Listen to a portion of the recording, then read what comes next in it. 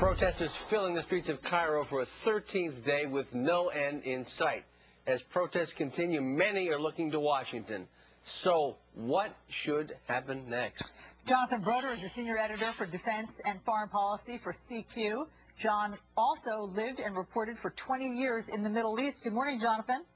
Good morning. In fact, I should mention that you covered Anwar Sadat's assassination and the aftermath of it in 1981. So were you surprised to hear today that the Muslim Brotherhood is now meeting with the Vice President, Omar Suleiman?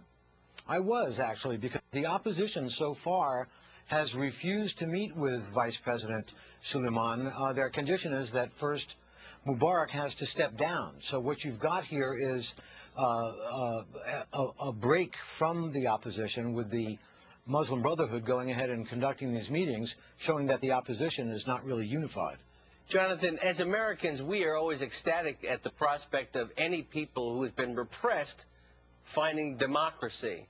Will the people in Egypt, 80 million of them, really find democracy as a result of these 13 days of protest, or will they find something else? Well, we don't really know yet. I mean, we do know that Mubarak is on his way out.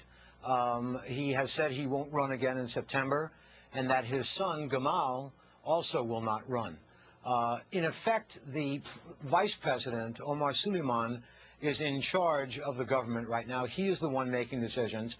And what he has asked of the West, and the West has agreed, is to let him conduct an orderly transition where he makes constitutional changes and meets with opposition groups so that they can pave the way for a fair and democratic election come September. But Jonathan, obviously it also makes Westerners and Americans nervous to think that the Muslim Brotherhood will be in some position of power when we know their repressive views of women, for one, and lots of things. Is that what's going to happen there?